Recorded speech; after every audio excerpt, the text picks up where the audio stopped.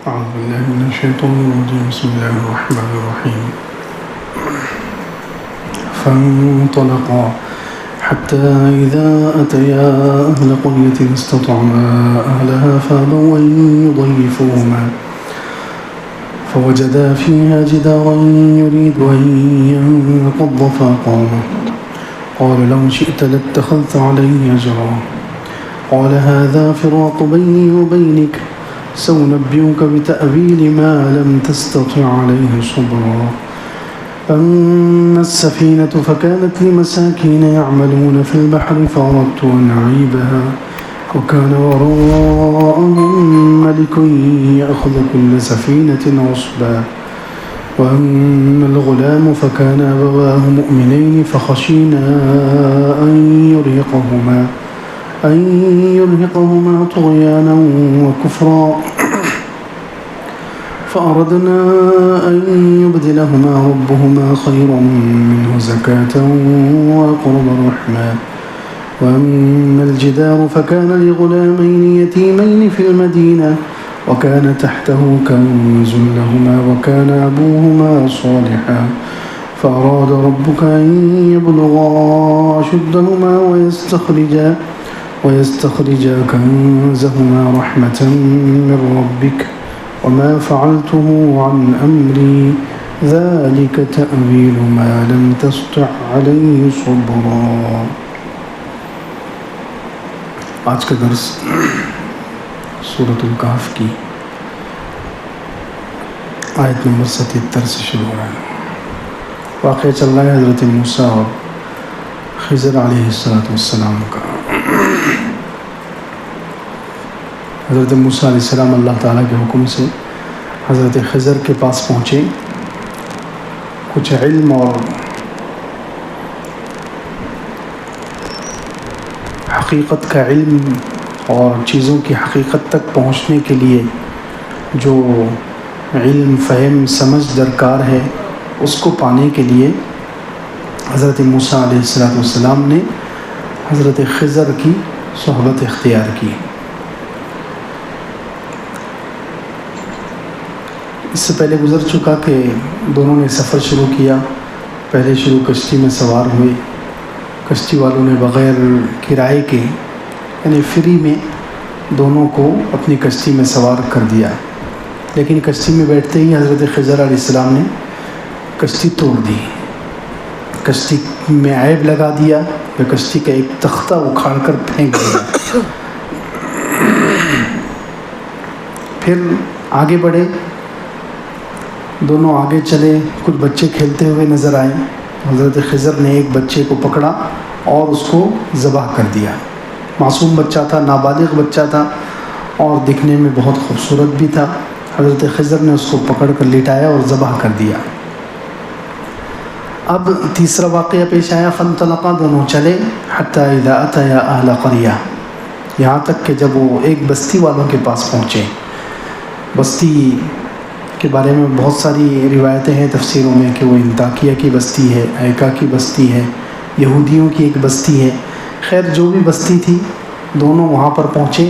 استطعما اہلہا, اب دونوں کو بھوک لگی ہوئی تھی اور اس زمانے میں ہوٹل کا رواج نہیں تھا. اس زمانے میں ہوٹلیں وغیرہ نہیں تھی. تو جو بھی مسافر گزرتے تھے جس بستی میں پہنچ گئے, جس گاؤں میں, جس شہر میں پہنچ گئے, وہ شہر والے ان کی ضیافت کرتے تھے, ان کو کھانا کھلاتے تھے. یہ اس زمانے میں دنیا میں ایک عام رواج تھا. اب یہ دونوں اس بستی میں پہنچے اور وہ بستی والے تو اتنے بے حس اور اتنے کنجوس کہ انہوں نے پوچھا ہی نہیں کھانے کے لیے. تو مجبوراً ان دونوں حضرات کو, دونوں نبی ہیں, اکثر علماء کا قول یہی ہے کہ حضرت خضر بھی نبی ہیں, تو دونوں اتنی بڑی شخصیات ہیں کہ دونوں کو مجبور ہو کر کھانا مانگنا پڑا. استطعما اہلہا, دونوں نے کھانا طلب کیا. بستی والوں سے کہا کہ ہم مہمان ہیں اور ہماری میزبانی کرو, تمہارے ذمہ ضروری ہے, تم ہمیں کھانا کھلاؤ. استطعما اہلہا فابوا ان یضیفوہما, انہوں نے ضیافت کرنے سے انکار کر دیا. اتنے کنجوس بخیل لوگ تھے, ایسے کنجوس اور بخیل لوگ تھے. فابوا ان یضیفوہما, انہوں نے انکار صاف کہہ دیا کہ ہم تمہیں کھانا نہیں کھلائیں گے. اب دونوں ویسے ہی بھوکے چلے، وہاں سے بستی سے نکلنے لگے. فوجدا فیہا جدارا یرید ان ینقض، دونوں نے دیکھا کہ ایک دیوار ہے جو گرنے کے قریب ہے. دونوں گزرتے گزرتے ایک دیوار کے پاس سے گزرے جو یرید ان ینقض، جو بالکل ٹیڑھی ہو گئی تھی، گرنے کے قریب تھی. تو حضرت خضر نے جب اس کو دیکھا فاقامہ، اس کو درست کر دیا، اس کو درست کر دیا، سیدھا کر دیا. یا تو بعض مفسرین کہتے ہیں کہ اشارہ کیا اللہ تعالیٰ نے معجزاتی طور پر، اللہ تعالیٰ نے ان کو معجزہ عطا فرمایا کہ انہوں نے اشارہ کیا اور وہ دیوار صحیح ہو گئی. یا اس کو ہاتھ لگایا، اکثر مفسرین کہتے ہیں فمسح بیدہ، اپنے ہاتھ سے اس کو چھوا اور سیدھا کر دیا. فاقامہ کا لفظ بھی یہ بتلا رہا ہے کہ اس کو ٹیڑھی تھی تو کھڑا کر دیا. بس اللہ تعالیٰ نے اتنی تاثیر اور اتنی طاقت ان کو عطا فرمائی حضرت خضر کو کہ انہوں نے ہاتھ لگایا اور وہ دیوار سیدھی ہو گئی. تو اب حضرت موسیٰ علیہ السلام کو پھر سوال کھڑا ہو گیا. پہلے 2 مرتبہ موسیٰ علیہ السلام نے سوال کیا تھا آپ نے کشتی کیوں توڑی اور آپ نے بچے کو کیوں قتل کیا، حالانکہ حضرت خضر نے منع کیا تھا انہیں. اب یہاں بھی حضرت موسیٰ علیہ السلام کے دل میں پھر سوال پیدا ہوا. حضرت موسیٰ علیہ السلام نے پوچھا لو شئت لاتخذت علیہ اجرا، اگر آپ چاہتے تو اس پر اجرت پیسہ لے لیتے. یہ اتنے نالائق لوگ ہیں، یہ بستی والے اتنے کنجوس ہیں، انہوں نے مانگنے پر بھی ہمیں کھانا نہیں دیا، تو ایسے لوگوں کے ساتھ آپ احسان کیوں کر رہے ہیں؟ حضرت موسیٰ علیہ السلام کو سمجھ میں نہیں آ رہا ہے کہ پہلے کشتی والوں نے احسان کیا بٹھا کر تو ان کی کشتی توڑ دی، اور یہاں ان لوگوں نے کھانا نہیں کھلایا تو ان کے ساتھ تو ہونا چاہیے تھا کہ ان کی کوئی دیوار توڑ دی جائے، ان کے گھر گرا دیے جائے، لیکن یہاں الٹا ہو رہا ہے، ان پر احسان ہو گیا. تو حضرت موسیٰ علیہ السلام کو سمجھ نہیں آ رہا یہ کیا ہو رہا ہے. وہاں کشتی والوں نے بٹھا کر احسان کیا تو کشتی توڑ دی، اور یہاں ان لوگوں نے کھانا نہیں کھلایا اور تکلیف پہنچائی تو ان کا کام فری میں کر دیا. لو شئت لاتخذت علیہ اجرا، اگر آپ چاہتے تو اس پر اجرت پیسہ لے لیتے. قال هذا فراق بینی و بینک، تو اب حضرت خضر نے کہا کہ یہ میرے اور آپ کے درمیان جدائی ہے، بس یہاں سے ہو جائے گی، کیونکہ میں نے آپ کو 3 مرتبہ منع کیا ایک سوال نہیں کرنا ہے، جب تک میں وجہ نہ بتاؤں آپ کو کچھ نہیں بولنا ہے، خاموش رہنا ہے. لیکن آپ نے ہر مرتبہ صبر نہیں کیا. میں جب بھی کوئی کام کرتا ہوں آپ فوراً سوال کر دیتے ہیں، اس لیے اب یہ آخری هذا فراق بینی و بینک، کہ میرے اور آپ کے درمیان جدائی ہے.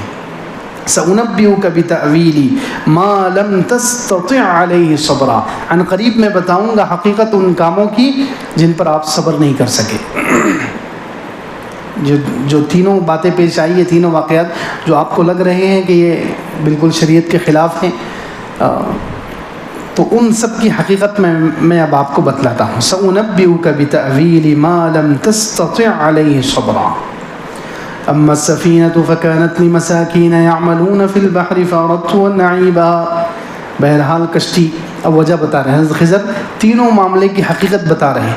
اما السفینہ، کشتی جو تھی میں نے توڑ دیا تھا، توڑنا نہیں چاہیے تھا، ظاہری آنکھ یہ کہہ رہی ہے فکانت لمساکین، میں نے کیوں توڑی تھی؟ اس کی وجہ یہ تھی کہ وہ کشتی مسکین و غریبوں کی تھی.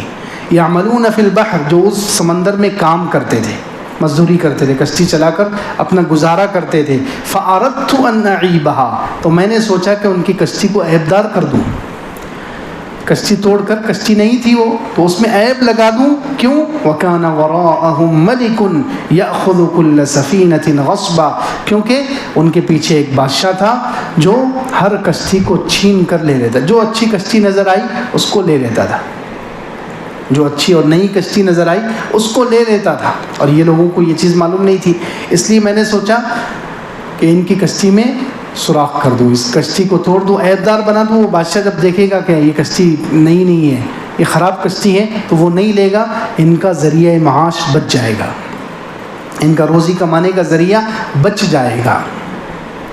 اس پر بتایا تھا کہ کبھی کبھی بعض مفسرین نے یہاں پر کہا ہے، یہ لکھا ہے کہ کبھی کبھی ظالم بادشاہ کو ڈائریکٹ ختم کرنا ممکن نہیں ہوتا.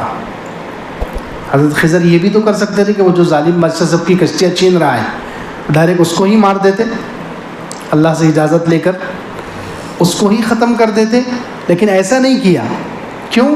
اس لیے کہ کبھی کبھی اللہ رب العزت کی طرف سے ظالم کو مہلت ملتی ہے. ظالم کا موت کا وقت نہیں آیا ہوتا, اس لیے اس وقت یہ مناسب نہیں ہوتا کہ آپ ظالم سے ٹکرا جاؤ, ظالم پر حملہ کر کے اپنی طاقت ضائع کرو, بلکہ اس وقت مناسب یہ ہوتا ہے کہ بس مظلوم کو اس کی نگاہ سے ہٹا دو, مظلوم کو بچا لو, مظلوم کے پاس جو سامان ہے اس کو بچا لو, اس کے اندر کچھ عیب لگا کر.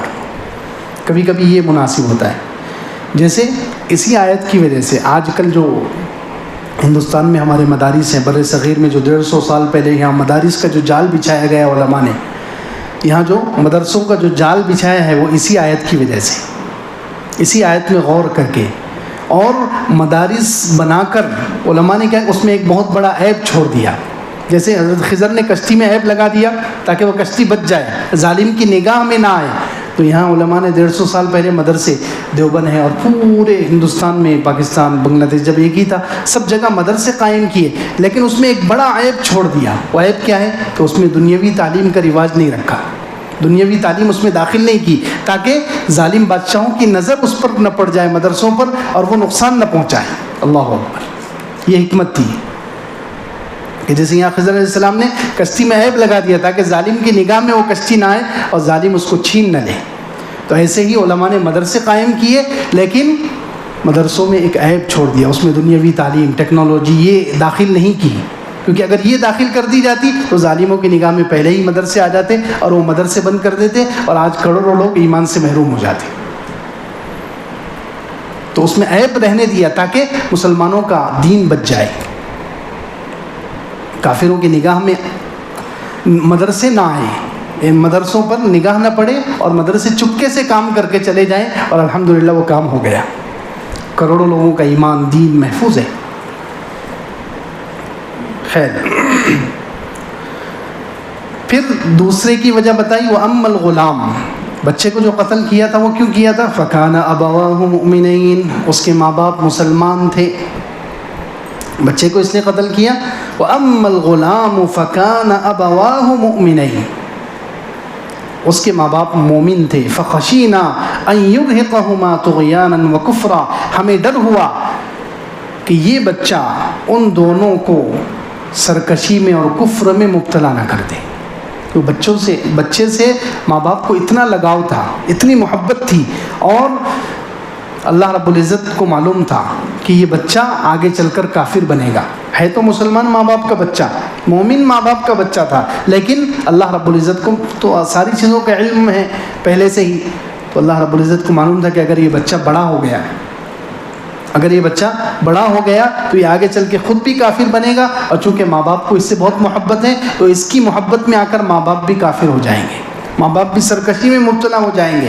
تو اللہ رب العزت نے کیا کیا؟ حضرت خضر کو حکم دے کر اس بچے کو قتل کروا دیا. فَأَرَدْنَا أَن يُبْدِلَهُمَا رَبُّهُمَا خَيْرًا مِّنْهُ زَكَاةً, تو ہم نے ارادہ کیا کہ ان کا رب, ان ماں باپ جو مسلمان ماں باپ ہیں, ان کا رب ان کو اس سے بہتر بچہ دے, زکاتن و اقرب رحمہ, جو زیادہ پاکیزہ ہو اور زیادہ رحم دل ہو اور رشتوں کو نبھانے والا ہو. اب اس پر بھی بعض مفسرین نے لکھا ہے کہ اس واقعے کا دجال کے زمانے سے کیا تعلق ہے یہ بچے کا. تو علماء نے لکھا ہے کہ یہ بچہ جو تھا مومن ماں باپ کا بچہ, لیکن وہ غلط تربیت میں پڑ گیا, غلط لوگوں کی صحبت میں, نہ تعلیم اور تربیت اس کی صحیح نہیں ہوئی, تعلیم اور تربیت اس کی صحیح نہیں ہوئی, جس کی وجہ سے وہ آگے چل کر سرکشی میں, طغیاناً, سرکشی اور کفر میں مبتلا ہونے والا تھا, اس کی صحیح تعلیم اور تربیت نہ ہونے کی وجہ سے. تو اللہ رب العزت نے اس کو راستے سے ہٹا دیا, اور اس کے بدلے میں ان کو ایسا بچہ دیا جو زکاتن, جو زیادہ پاکیزہ, جس کا دل پاک, روح پاک, اس کے خیالات اور جذبات پاک, اور وہ انسانوں کا ہمدرد, ایسا بچہ دیا. تو اب یہاں پر ہمیں سبق کیا ملا کہ دجالی زمانے میں, دجال کے زمانے میں کیسی تعلیم کی ضرورت ہوگی اور کیسی تعلیم نہیں دلوانی چاہیے. یہ چیز ہمیں اس واقعے سے معلوم ہے. کیسی تعلیم نہیں دلوانی چاہیے؟ وہ تعلیم نہیں دلوانی چاہیے کہ جس تعلیم کے ذریعے, وہ ایجوکیشن جس کے ذریعے سے بچوں کے اندر سرکشی پیدا ہو, اللہ کے نافرمان ہو, ماں باپ کے نافرمان ہو, طغیاناً و کفر, اور کفر پیدا ہو ان کے اندر, اللہ کا وہ انکار کریں. جیسے آج کل دہریے کہ الگ کوئی خدا ہے یا نہیں دنیا میں, یہ اعلان کر رہے ہیں وہ نعوذ باللہ. تو کتنے لوگ, اگر آج کل ایسی ایجوکیشن, ایسی تعلیم ہے جس کی وجہ سے بچوں کے اندر سرکشی پیدا ہو رہی ہے, نافرمانی پیدا ہو رہی ہے اور کفر پیدا ہو رہا ہے, تو پھر یہ ایجوکیشن اور یہ تعلیم دینا جائز نہیں ہے. ایسی تعلیم نہیں دینا چاہیے جس میں دو چیزیں ہوں, کہ جس کو پڑھ کر بچے سرکش ہو جائیں, طغیاناً و کفرا, اور کافر ہو جائیں, یعنی اللہ پر سے ان کا ایمان کمزور ہو جائے, نبی پر سے ان کا ایمان کمزور ہو جائے, آخرت پر ان کو شک ہونے لگے, قبر کے عذاب پر ان کو شک ہونے لگے. بتائیے آج کل کی تعلیم میں یہ چیزیں ہو رہی کہ نہیں ہو رہی؟ آج کل انگریزوں نے اور یہ دجالی لوگوں نے خاص طور سے ایسی تعلیم, ایسا ایجوکیشن عام کیا ہے دنیا میں کہ جس کی وجہ سے بچوں کے اندر سرکشی پیدا ہو رہی ہے. اللہ کے بھی نافرمان ہیں, ماں باپ کے بھی نافرمان ہیں, اور کفر بھی پیدا ہو رہا ہے. کتنے بچے یہ تعلیم حاصل کر کے, اگر ان کو بچپن سے دین نہ سکھایا جائے, بچپن سے ان کو عقائد نہ سکھایا جائے, اسلامی عقائد پر ان کو پختہ نہ کیا جائے, تو یہ بچے اور بچیاں آگے چل کر اپنا ایمان بیچ رہے کہ نہیں بیچ رہے؟ ہاں, جن لوگوں نے بچپن سے اپنے بچوں کو پہلے ایمان سکھا دیا, عقائد سکھا دیے, غیب کی چیزوں پر ایمان ان کا مضبوط کر دیا, پھر وہ کالج میں جائیں گے اور ان ایجوکیشن لینے جائیں گے, تو وہ بچے تو مرتد نہیں ہوں گے, وہ بچوں کے اندر سرکشی پیدا نہیں ہوگی, ان بچوں کے اندر کفر نہیں آئے گا. لیکن جو ماں باپ بچوں کو بچپن سے ایمان نہیں سکھا رہے, عقائد نہیں سکھا رہے, دینی تعلیم بالکل نہیں دے رہے, کھورے ہیں اور ان کو ڈائریکٹ اس ایجوکیشن میں ڈالا جا رہا ہے, تو ان کے اندر یہ دو چیزیں پیدا ہو رہی ہیں, سرکشی بھی پیدا ہو رہی ہے, اللہ کے بھی باغی, ماں باپ کے بھی باغی نافرمان, اور کفر بھی پیدا ہو رہا ہے. کتنے پڑھے لکھے لوگ اللہ کا انکار کر رہے ہیں نعوذ باللہ, کہ اللہ تعالیٰ ہے کہ نہیں دنیا میں, ہم نے دیکھا نہیں تو ہم کیسے مان لیں نعوذ باللہ. نبی پر اعتراض کر رہے ہیں, قرآن پر ان کو شک ہو رہا ہے, آخرت پر ان کو شک ہو رہا ہے, قبر کے عذاب پر ان کو شک ہو رہا ہے, جنت اور جہنم پر ان کو شک ہو رہا ہے. تو ایسی تعلیم نہیں دلوانا چاہیے جس میں دو چیزیں ہوں. پھر کیسی تعلیم دلوانا چاہیے؟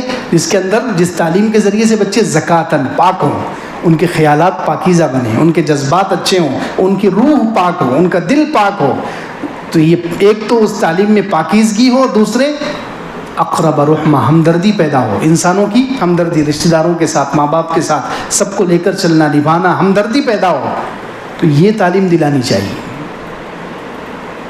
تو فرمایا فَأَرَدْنَا أَن يُبْدِلَهُمَا رَبُّهُمَا خَيْرًا مِّنْهُ زَكَاةً وَأَقْرَبَ رُحْمًا, ہم نے چاہا کہ ان کا رب ان کو بدلے میں دے اس سے بہتر بچہ جو پاکیزہ ہو, اس کا دل پاک, اس کی روح پاک, اس کے خیالات پاک, اس کے جذبات پاک, وَأَقْرَبَ رُحْمًا, اور وہ زیادہ رحم دل اور ہمدردی کرنے والا ماں باپ کے ساتھ, رشتہ داروں کے ساتھ. وَأَمَّا الْجِدَارُ فَكَانَ لِغُلَامَيْنِ يَتِيمَيْنِ فِي الْمَدِينَةِ, اور بہرحال دیوار, جو تیسرا واقعہ پیش آیا تھا کہ بستی میں گئے اور بستی والوں نے مہمان نوازی کرنے سے انکار کر دیا, کھانا نہیں کھلایا, پھر بھی حضرت خضر نے وہاں پر مفت میں ایک کام کر دیا, دیوار ٹیڑھی تھی اس کو سیدھا کر دیا. تو وہ کیوں کیا؟ فرمایا وَأَمَّا الْجِدَارُ, وہ جو دیوار تھی, فَكَانَ لِغُلَامَيْنِ يَتِيمَيْنِ فِي الْمَدِينَةِ, وہ دو یتیم بچوں کی تھی جو اس شہر میں رہتے تھے. وَكَانَ تَحْتَهُ كَنْزٌ لَهُمَا, اور اس کے نیچے ان دونوں کا خزانہ تھا. وَكَانَ أَبُوهُمَا صَالِحًا, اور ان دونوں کا باپ نیک تھا. باپ نیک تھا, اس نے اپنے بچوں کے لیے دیوار کے نیچے خزانہ چھپایا تاکہ یہ بچے جب بالغ ہو جائیں تو وہ خزانہ لے کر اس سے فائدہ اٹھائیں. لیکن ہوا کیا, وہ دیوار ٹیڑھی ہو گئی, گرنے کے قریب آ گئی. اب اگر حضرت خضر اس کو سیدھا نہ کرتے تو وہ بچوں کے جوان ہونے سے پہلے گر جاتی. بچے بچپن میں ہیں ابھی, اور وہ دیوار گر جاتی تو دوسرے لوگ پورا خزانہ ہڑپ کر لیتے, خزانے پر قبضہ کر لیتے, اور وہ بچے محروم ہو جاتے. تو اللہ رب العزت نے ماں باپ کے نیک ہونے کی وجہ سے, دیکھیے یہاں پر علامہ ابن کثیر رحمۃ اللہ علیہ لکھتے ہیں یہ ان کا سگا باپ نہیں, وَكَانَ أَبُوهُمَا صَالِحًا, ان کا جو باپ نیک تھا. وہ کون سا باپ؟ اوپر 7ویں, کَانَ أَبُوهُمَا السَّابِعَ, ان کا اوپر 7ویں پشت میں جو باپ تھا وہ نیک تھا. 7ویں پشت میں جو اوپر باپ ہے ان کا وہ نیک تھا. تو اس کی وجہ سے اللہ تعالیٰ نے دیکھو 7 نسلوں تک حفاظت کی ہے, ان کے مال کی حفاظت کی ہے. تو جو خود نیک ہو اس کی اللہ تعالیٰ کتنی حفاظت کریں گے, اس کی اولاد کی کتنی حفاظت کریں گے, اس کے ایمان کی کتنی حفاظت کریں گے. فرمایا وَأَمَّا الْجِدَارُ فَكَانَ لِغُلَامَيْنِ يَتِيمَيْنِ فِي الْمَدِينَةِ وَكَانَ أَبُوهُمَا صَالِحًا, اس دیوار کے نیچے خزانہ تھا ان دونوں کا، اور ان کا باپ نیک تھا، تو باپ کی نیکی کی وجہ سے اللہ تعالیٰ نے بیٹوں کے مال کی حفاظت کی ہے۔ فَأَرَادَ رَبُّكَ أَن يَبْلُغَا، آپ کے رب نے چاہا کہ یہ دونوں اپنی جوانی کو پہنچ جائیں، أَن يَبْلُغَا أَشُدَّهُمَا، یہ دونوں اپنی جوانی کو پہنچ جائیں، وَيَسْتَخْرِجَا كَنزَهُمَا، اور اپنے خزانے کو نکالیں، رَحْمَةً مِّن رَبِّكَ، آپ کے رب کی طرف سے یہ رحمت ہے۔ اب یہاں پر ایک بات یہ بھی ہے کہ دیکھو حضرت خضر نے جو جملے استعمال کیے اللہ تعالیٰ کا انہوں نے کتنا ادب کیا ہے۔ جملوں کے انتخاب میں انسان جب بھی اللہ تعالیٰ کی طرف نسبت کرے تو ہمیشہ یہ خیال رکھنا چاہیے کہ برائی کی نسبت اللہ کی طرف نہیں کرنا چاہیے، برائی کی نسبت اللہ کی طرف نہیں کرنا چاہیے۔ اچھائی کہ حالانکہ برائی بھی اللہ کی طرف سے ہی پیش آتی ہے، ہمیں جو بیماری آتی ہے وہ کس کی طرف سے، ٹھوکر لگتی ہے کس کی طرف سے، زخم ہوتا ہے کس کی طرف سے، گھر میں کسی کا انتقال ہوتا ہے کس کے حکم سے، تو یہ برائیاں ہیں، لیکن برائی کی نسبت اللہ کی طرف کرنا یہ بے ادبی ہے۔ اسی لیے حضرت خضر نے جو پہلا کام کیا کشتی توڑنے کا جو کام کیا ہے، سارے کام انہوں نے اللہ کے حکم سے کیے۔ دیکھو آگے وما فعلته عن امری، میں نے اپنی طرف سے کوئی کام نہیں کیا، اپنے حکم سے اپنے دل سے نہیں کیا، جو کچھ بھی کیا اللہ کے حکم سے کیا۔ لیکن پھر بھی انہوں نے کیا کہا، پہلے کشتی کا جب واقعہ بتا رہے تھے میں نے کشتی کیوں توڑی ہے، تو وہاں پر کیا جملہ استعمال کیا، فَأَرَدْتُ أَنْ أَعِيبَهَا، میں نے چاہا کہ اس کشتی میں عیب لگاؤں، اللہ نے چاہا اس کشتی میں عیب لگاؤں، یہ نہیں کہا ہوں، ادب کی وجہ سے۔ کیا کی وجہ سے؟ ادب کی وجہ سے۔ عیب کی نسبت، کشتی کو خراب کرنے کی نسبت انہوں نے اللہ کی طرف نہیں کی، اپنی طرف کی کہ میں نے کشتی کو عیب لگا دیا، حالانکہ انہوں نے کس کے حکم سے عیب لگایا تھا، اللہ کے حکم سے۔ تو برائی کی نسبت اللہ کی طرف نہیں۔ اب یہاں پر ان بچوں کے لیے خزانے کی حفاظت ہوئی، دیوار کو سیدھا کیا۔ اب یہاں پر کوئی ظاہر میں کوئی برا کام نظر نہیں آ رہا ہے، یہ تو پورا اچھا ہی کام نظر آ رہا ہے۔ تو یہاں پر حضرت خضر نے اپنا نام نہیں دیا، ڈائریکٹ اللہ کا نام، فَأَرَادَ رَبُّكَ، آپ کے رب نے چاہا کہ یہ بڑے ہو جائیں اور یہ خزانے کو پالیں۔ ادب حضرت ابراہیم علیہ السلام کے بارے میں ہے، 19 بارے میں حضرت ابراہیم علیہ السلام نے کہا کہ میرا رب مجھے کھلاتا ہے، هُوَ يُطْعِمُنِي وَيَسْقِينِ، میرے رب نے مجھے پیدا کیا، وہی مجھے موت دے گا، وہی مجھے کھلاتا ہے، وہی مجھے پلاتا ہے۔ اور آگے کہا جب میں بیمار ہوتا ہوں تو وہ مجھے اچھا کرتا ہے، وَإِذَا مَرِضْتُ فَهُوَ يَشْفِينِ۔ اب بیمار ہونا کوئی اچھا کام نہیں ہے، انسان اس کو اپنے لیے بیمار ہونے کو اچھا سمجھتا ہے، نہیں سمجھتا، تو یہ عیب کا کام ہے۔ تو یہاں پر یہ نہیں کہا کہ اللہ مجھے بیمار کرتا ہے اور وہی مجھے اچھا کرتا ہے، نہیں، وَإِذَا مَرِضْتُ، جب میں بیمار ہو جاتا ہوں، فَهُوَ يَشْفِينِ، وہ مجھے اچھا کرتا ہے۔ دیکھو یہ نسبت اللہ کی طرف، بری چیز کی نسبت اچھی بات نہیں، ادب کے خلاف ہے۔ اچھی چیز کی نسبت اللہ کی طرف کی جائے گی، اچھے کام کی نسبت اللہ کی طرف کی جائے گی، برے کام کی نسبت اللہ کی طرف کرنا یہ بے ادبی ہے۔ اس لیے حضرت خضر نے بھی یہی کیا، حضرت ابراہیم علیہ السلام نے بھی یہی کیا۔ اور آگے دیکھو جنات کا ہے، سورہ جن میں واقعہ، تو جنات نے کہا، انہوں نے بھی وہاں ادب کا خیال کیا ہے، حالانکہ جنات ابھی مسلمان ہوئے، وہ حضور صلی اللہ علیہ وسلم سے انہوں نے قرآن سنا اور مسلمان ہوئے، اور وہ بات کر رہے ہیں آپس میں، تو کیا کہا انہوں نے، وَأَنَّا لَا نَدْرِي أَشَرٌّ أُرِيدَ بِمَنْ فِي الْأَرْضِ أَمْ أَرَادَ بِهِمْ رَبُّهُمْ رَشَدًا، کہ جنات نے کہا کہ ہم آسمان پر جا رہے ہیں آج کل تو راستہ بند نظر آ رہا ہے۔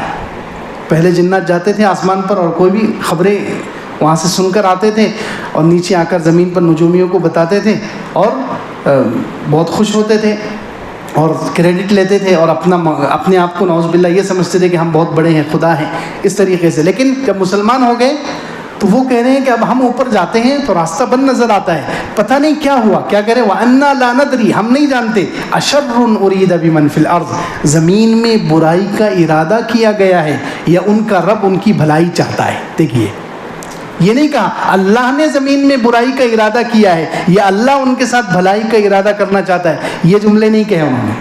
برائی کی بات آئی تو کیا کہا، ہم نہیں جانتے، انا لا ندری اشر ارید بمن فی الارض، کیا زمین والوں کے ساتھ برائی کا ارادہ کیا گیا، اللہ نے برائی کا ارادہ کیا، یہ نہیں کہا انہوں نے۔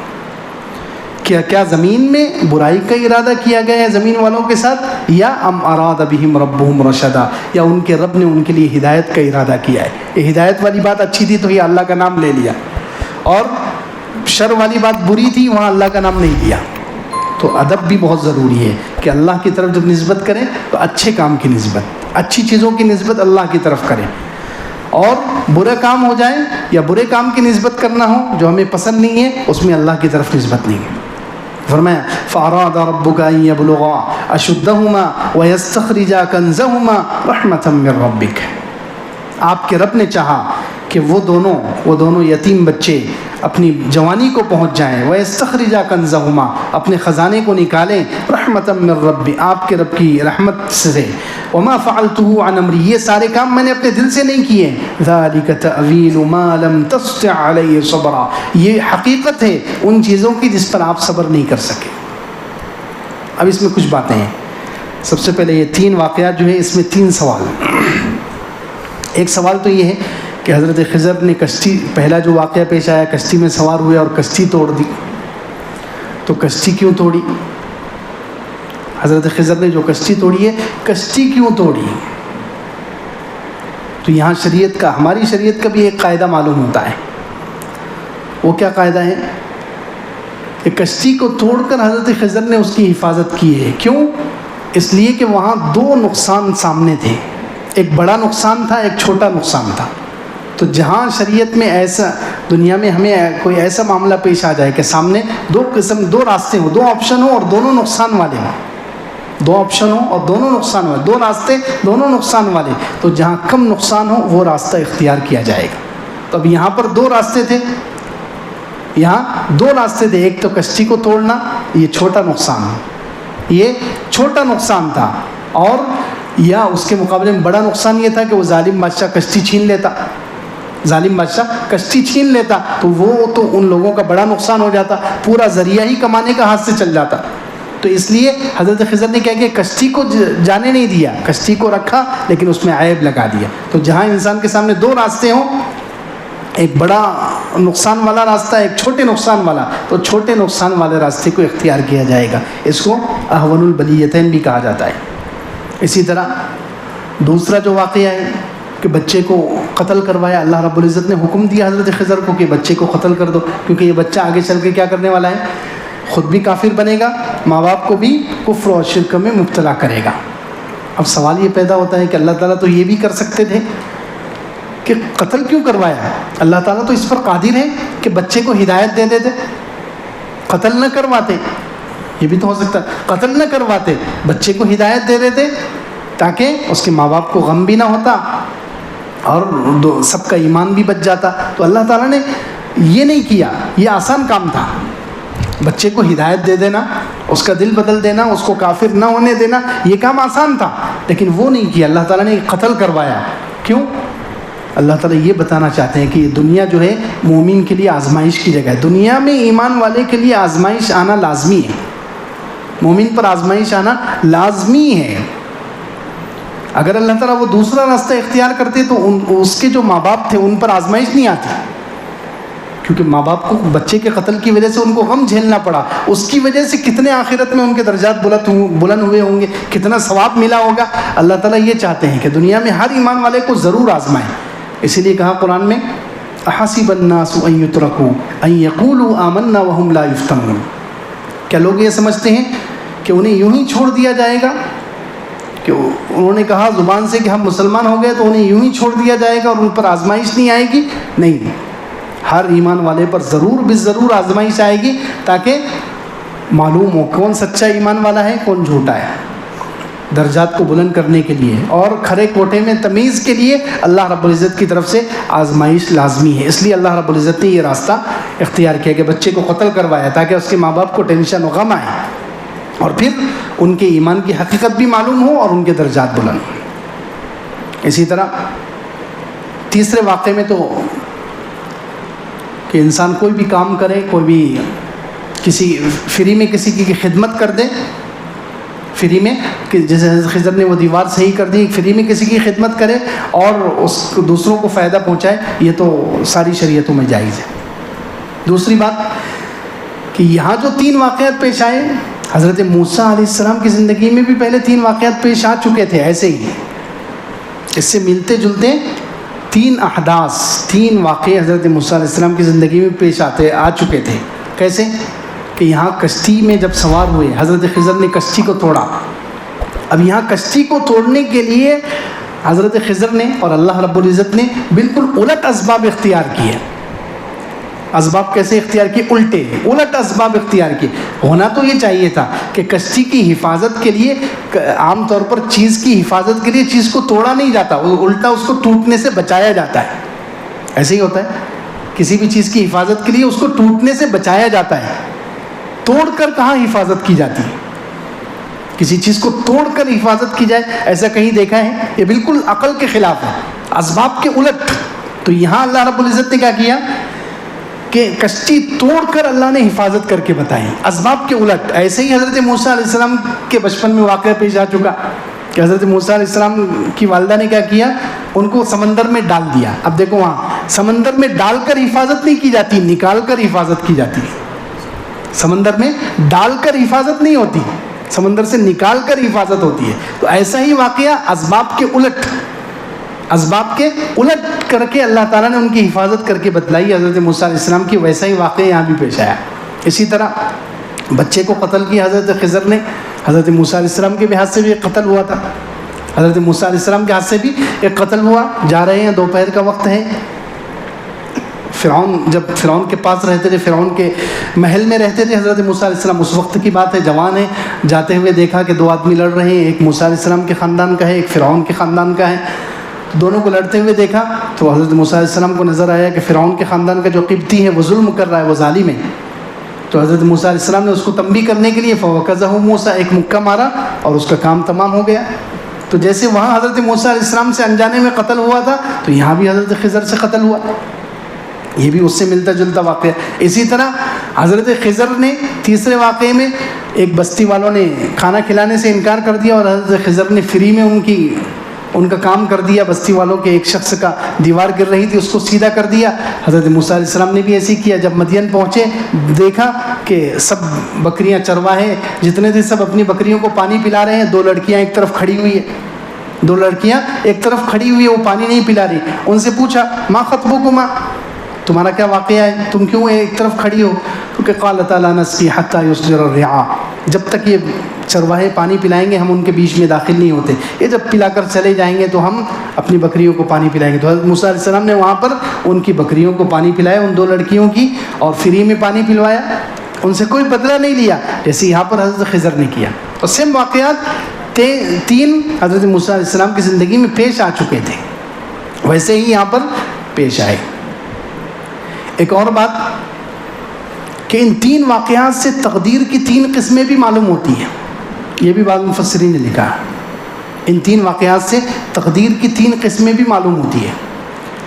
تقدیر یعنی اللہ کا فیصلہ، اللہ نے جو ہمارے لیے فیصلے کیے ہیں، تقدیر میں لکھا ہے، اس کو اللہ کے فیصلوں کو کہتے ہیں تقدیر.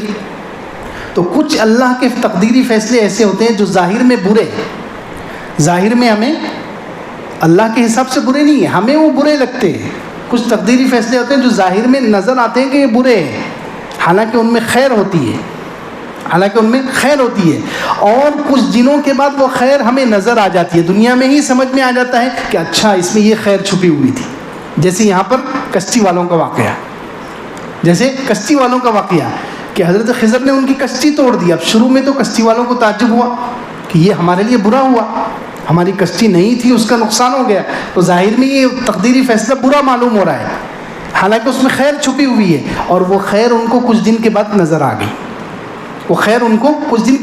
گئی، معلوم ہو گیا کہ یہ کشتی کیوں توڑی گئی تھی، ظالم بادشاہ سے بچانے کے لیے. تو وہ خیر ان کو نظر آ گئی. تو ہماری زندگی میں بھی ایسا ہوتا ہے کہ بعض تقدیری فیصلے ایسے ہوتے ہیں، اللہ کی طرف سے کچھ ایسے معاملات پیش آتے ہیں جو ظاہر میں برے لگتے ہیں، اس میں خیر ہوتی ہے، اور وہ خیر ہمیں اللہ تعالیٰ زندگی میں ہی بتا دیتے ہیں کہ فلاں واقعہ تمہارے ساتھ برا پیش آیا تھا، اس میں یہ خیر چھپی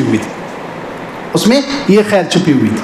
تو ایک تو یہ اس قسم کے تقدیری معاملات ہوتے ہیں. دوسرے کچھ تقدیری معاملات اللہ کے فیصلے ایسے ہوتے ہیں جو ظاہر میں برے ہوتے ہیں، ظاہر میں اچھے نہیں برے ہوتے ہیں، ان میں خیر ہوتی ہے، اور وہ خیر ہمیں زندگی پر نظر نہیں آتی، موت تک ہمیں معلوم نہیں ہوتا کہ اس میں کیا خیر چھپی ہوئی ہے. ایسے بھی کچھ واقعات ہوتے ہیں، جیسے وہ بچے کے قتل کا واقعہ ہے. جیسے بچے کو حضرت خضر نے پکڑ کر قتل کر دیا، ہمیں تو معلوم ہو گیا، ہمیں تو اللہ تعالیٰ نے قرآن کے ذریعے سے بتا دیا کہ اللہ تعالیٰ نے اس بچے کو کیوں قتل کروایا تھا. لیکن اس کے جو ماں باپ تھے بچے کے، ان کو زندگی میں تھوڑی معلوم ہوا کہ بچے کے قتل کی وجہ کیا تھی. ان کو تو آخرت میں معلوم ہوگا، ان کو آخرت میں معلوم ہوگا۔ تو ایسے ہی ہماری زندگی میں بھی بہت سارے اللہ تعالیٰ کے فیصلے ایسے ہوتے ہیں جو ظاہر میں برے ہوتے ہیں، اس میں خیر ہوتی ہے، لیکن وہ خیر ہمیں زندگی پر نظر نہیں آتی۔ کچھ دعائیں ہماری قبول نہیں ہو رہی، کچھ معاملات ہمارے ہم جیسی دعا کر رہے ہیں اس کے الٹ جا رہے ہیں، حالانکہ اس میں خیر ہوتی ہے، لیکن وہ خیر اللہ تعالیٰ زندگی پر ہمیں نہیں بتاتے، وہ موت کے بعد آخرت میں معلوم ہوگا کہ اس میں کیا خیر چھپی ہوئی تھی۔ تو کچھ تقدیری معاملات ایسے ہوتے ہیں۔ اور تیسری قسم تقدیری معاملات کی، تقدیری فیصلے کچھ ایسے بھی ہوتے ہیں کہ اللہ تعالیٰ کچھ معاملات ہمارے ساتھ ایسے کرتے ہیں کہ بہت ساری برائیوں سے اللہ ہمیں بچا لیتے ہیں اور بہت ساری نعمتیں ہمیں دے دیتے ہیں، ہمیں پتہ ہی نہیں چلتا۔ کچھ تقدیری فیصلے اللہ تعالیٰ کی طرف سے ایسے ہوتے ہیں کہ ہمیں بہت سی مرتبہ برائیوں سے بچا لیا جاتا ہے اور ہمیں پتہ ہی نہیں چلتا۔ جیسے یہ 2 یتیم بچوں کی جو دیوار گرنے والی تھی، یتیم بچوں کی دیوار گرنے والی تھی، تو حضرت خضر 2 نبیوں کو، حضرت خضر اور حضرت موسیٰ علیہ السلام 2 نبیوں کو اللہ تعالیٰ نے وہاں پر پہنچایا۔ ایک نبی نے ان کی دیوار، اتنا بڑا احسان ہوا، اللہ نے کتنا بڑا احسان کیا ان پر، اللہ تعالیٰ نے فیصلہ کر کے ان یتیم بچوں پر کتنا بڑا احسان کیا کہ ان کا خزانہ محفوظ کر دیا۔ ایک نبی کو خدمت میں لگا کر ان کا خزانہ محفوظ کر دیا، اور ان بچوں کو آج تک پتہ ہی نہیں چلا، ان کو آخرت میں معلوم ہو گئے، تو ہمیں قرآن کے ذریعے سے پتہ چل گیا، لیکن ان بچوں کو تھوڑی معلوم ہوا۔ تو کتنی برائیاں ایسی ہوتی ہیں اللہ تعالیٰ اپنے فیصلوں سے ہمارے اوپر ٹال دیتے ہیں، برائیاں ٹال دیتے ہیں، اور کتنی نعمتیں ہمیں دے دیتے ہیں ہمیں پتہ ہی نہیں چلتا۔ اس لیے ان 3 واقعات سے ہمیں یہ بھی سبق مل رہا ہے کہ ہمیں اللہ کے ہر فیصلے پر راضی رہنا چاہیے، اللہ کے ہر فیصلے کو دل و جان سے قبول کرنا چاہیے، چاہے سمجھ میں آئے یا نہ آئے، ہمیں اچھا لگے یا برا لگے، ہمیں اپنے دل کے مطابق وہ فیصلے لگے یا دل کے خلاف لگے، اللہ رب العزت کا ہر تقدیری فیصلہ یوں سمجھو ہمارے لیے اچھا ہی ہوتا ہے۔ اللہ تعالیٰ حکیم ہے، اللہ تعالیٰ کا ہر فیصلے میں حکمت ہوتی ہے۔ ایک چیز یہ بھی سمجھ میں آ رہی ہے۔ اسی طرح یہاں سے ایک مسئلہ اور بھی نکلا ہے کہ وہ جو نیک آدمی تھا اس نے اپنے بچوں کے لیے خزانہ محفوظ کیا، جو نیک آدمی تھا اس نے دیوار کے نیچے خزانہ دفن کیا تاکہ میری اولاد بعد میں فائدہ اٹھائے۔ تو اس سے مفسرین نے یہ مسئلہ نکالا ہے کہ اپنی اولاد کے لیے کمانا، ضرورت سے زائد کمانا، اچھے مقصد کے لیے، خاص طور سے اپنی اولاد کو دوسروں کے سامنے محتاج بننے سے بچانے کے لیے کمانا بالکل جائز ہے اور اچھی بات ہے۔ جیسے یہاں پر اس نیک آدمی نے کیا، اور اللہ رب العزت نے ایک نبی کے ذریعے سے اس کے اس کام میں مدد کروائی تاکہ وہ مال اس کے اولاد تک پہنچ جائے۔ تو اگر یہ چیز اچھی نہ ہوتی شریعت میں تو اللہ رب العزت کرواتے نہیں کرواتے۔ تو اپنی اولاد کے لیے نیک مقصد کے لیے ضرورت سے زیادہ کمانا، ضرورت سے زیادہ کمانا کسی نیک مقصد کے لیے، خاص طور سے اپنی اولاد کی کفالت کے لیے، یہ بہت اچھی بات ہے۔ جیسے بخاری شریف میں واقعہ ہے، حضرت سعد بن ابی وقاص جو مشہور صحابی ہیں، عشرہ مبشرہ میں، وہ بیمار ہو گئے، بہت زیادہ بیمار ہو گئے، بہت زیادہ بیمار ہو گئے۔ حضور اقدس صلی اللہ علیہ وسلم کی عیادت کے لیے گئے، تو انہوں نے پوچھا کہ اللہ کے رسول صلی اللہ علیہ وسلم، میری ایک بیٹی ہے، دوسری کوئی اولاد نہیں تھی ان کو، بس ایک ہی بچی تھی، ایک ہی بیٹی ہے۔ تو انہوں نے پوچھا کہ اللہ کے رسول صلی اللہ علیہ وسلم، کیا میں اپنے 2/3 مال کو صدقہ کر دوں؟ افاتصدق بثلثی مال، کیا میں اپنے 2/3 مال، یعنی جیسے 3 لاکھ ہیں اس میں سے 2 لاکھ کو میں صدقہ کر دوں؟ تو اللہ کے رسول صلی اللہ علیہ وسلم نے ارشاد فرمایا لا، نہیں۔ پھر انہوں نے پوچھا الشطر، کیا میں آدھے مال کو صدقہ کر دوں، یعنی 3 لاکھ ہے مثال کے طور پر، اس میں سے 1.5 لاکھ صدقہ کر دوں؟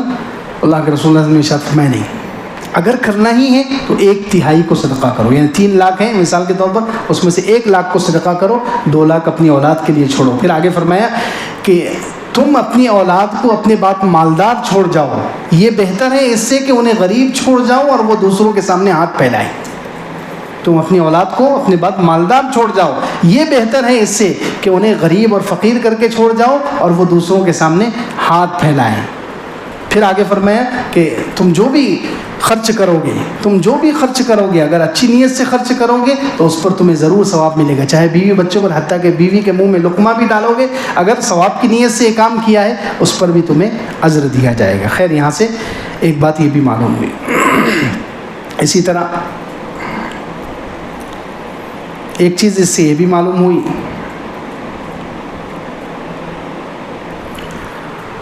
کہ انسان کتنا بھی علم حاصل کر لے، علم میں کتنا بھی آگے بڑھ جائے، تمام چیزوں کی حقیقت انسان معلوم نہیں کر سکتا۔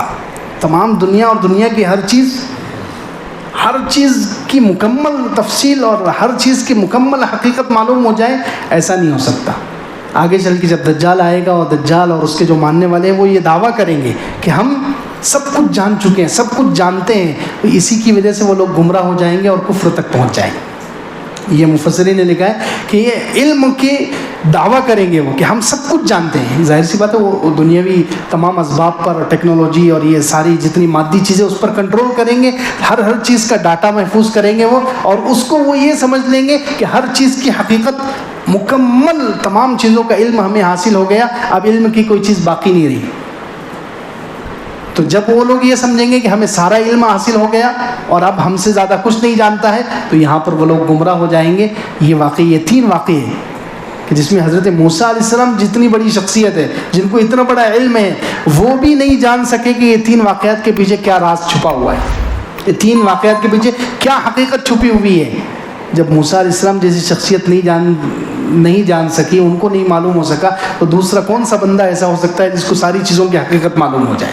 اس لیے انسان کو کبھی بھی سارے علم کا دعویٰ نہیں کرنا چاہیے، اور علم کی وجہ سے اپنے اندر بڑائی نہیں پیدا ہونی چاہیے، ورنہ اس کی وجہ سے آدمی گمراہی تک پہنچ جاتا ہے۔ اللہ رب العزت ہمیں عمل کی توفیق۔